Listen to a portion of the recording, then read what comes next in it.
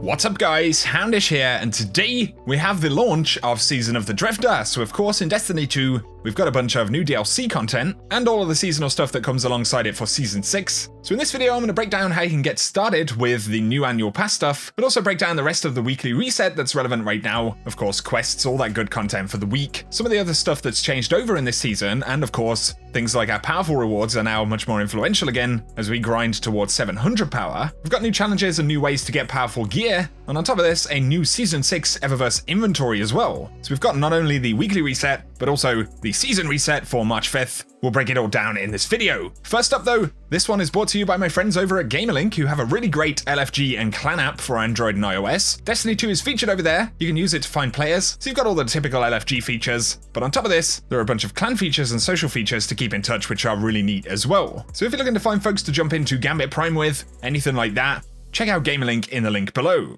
So, here we are. Season 6 has begun in Destiny 2, and of course there are a bunch of changes. I'll have plenty of videos about the new content, but in terms of the new stuff, if you are an annual pass owner, of course we get the Season of the Drifter content. To actually kick this off and get into some of the new stuff, we'll need to visit the Drifter, and basically he's going to send us on a quest and an introduction into the new content. So we'll complete some Gambit Prime, and then we'll be able to move on to the Reckoning game mode to start unlocking some of the rewards, and of course the full access to the DLC stuff. From there, for today, we'll really be experiencing the new game modes, getting some of the new gear, and of course we can start to work on getting towards 700 power, plus who knows what other secrets we might find along the way. In terms of pinnacle weapon quests, we will look at some of the vendors in just a moment, but of course you can begin those quests by visiting the associated vendors, so the Drifter for Gambit, Zavala for the Vanguard, and Lord Shaxx for the Crucible pinnacle weapon. Otherwise, I'll be keeping you guys posted with guides and stuff like that, so have fun with the new content, but now we'll cover all of the rest of the reset and some stuff to know about what's going on over the first week.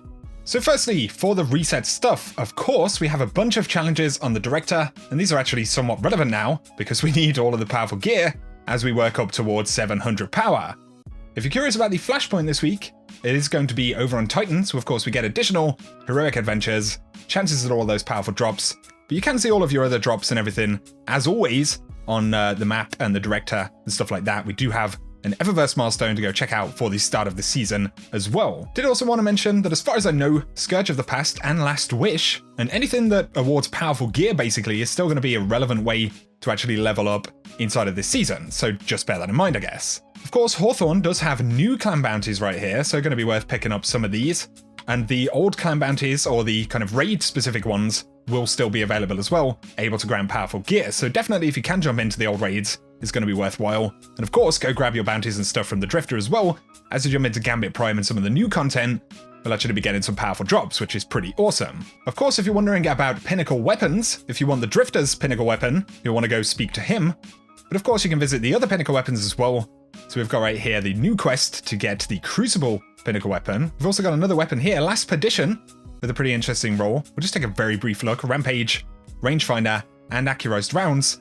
And you need to reach Valor Rank Legend this season. There's also a pretty interesting new emblem right there with Shaxx's lovely helmet on it. So have fun with the grind inside of the Crucible. And like I said, you can go visit the Drifter. He's got the new Pinnacle machine gun that you can start to work on. And I believe that'll work in Gambit Prime as well. But then, of course, we have Zavala. So there will also be the Pinnacle quest over here to get the new weapon. And we've got the Service Revolver returning right here with Zen Moment, Outlaw, Armor-piercing rounds, Accurized rounds. What's it got? True Sight and Crossfire. Interesting. You'll have to complete the Triumph Season 6 collections in order to pick this one up. And man, oh wow, I thought it said it had 0 glimmer. Apparently that is not true. But there you go, that is the Pinnacle weapon stuff and some of the vendor changes.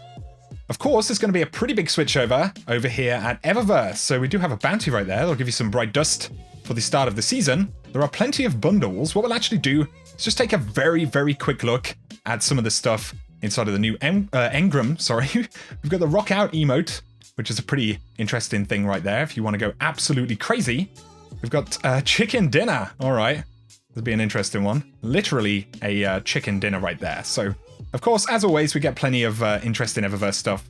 We'll take a look through some more of this. Another inspired idea, pretty interesting looking Sparrow. And obviously, this stuff's available inside of the engram. There we go, there's the Cabal ship. It is actually a ship. Pretty interesting stuff.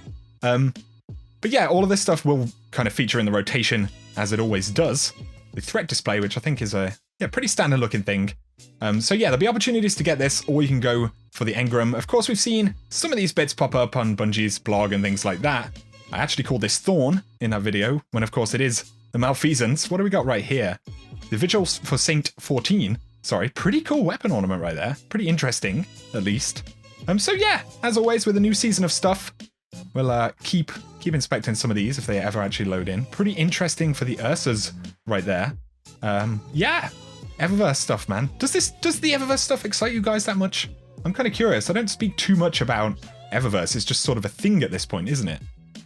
But yeah, there'll be plenty of other stuff. We've got transmat effects, ghost projections, all of that kind of stuff, and a featured inventory right here. We'll take a look at this one. Looks kind of like a pinnacle ornament right here. This is for the Chaperone, so pretty cool stuff. But of course, you can take a more in-depth look. There are new bundles. We won't inspect absolutely everything. We no longer have the prismatic matrix, so that's a thing. But otherwise, yeah, let me know your thoughts on the new Eververse stuff down below. The final thing to mention for today would be the Nightfalls. I believe these will be the right ones. So we've got Strange Terrain, Savathun's Song, and Will of the Thousands. So maybe some new stuff to jump in and grind for this week. But of course, you can get powerful drops and all that good stuff. Now with all that new stuff out of the way, final quick mentions right here. If you're playing Escalation Protocol this week, all 3 of the weapons should be available. Could be a good time to jump in if you're still grinding for any of that stuff. In the Dreaming City, we are on week 2 of the Curse. So we've got the new Ascendant challenge, of course. This one will be accessed via the Spine of Keres. And I'll run some gameplay right here that shows the location for this one. But guys, be sure to stay tuned right here on the channel for everything related to Season of the Drifter. We'll keep you posted on new quests, how to get access to the new content, the new rewards, and anything else that's cool that pops up in the meantime. So turn on those notifications here on the channel, but if you have enjoyed this video, a like below is very much appreciated. I appreciate you tuning in as always, and for now, I hope you have an awesome day with the new content.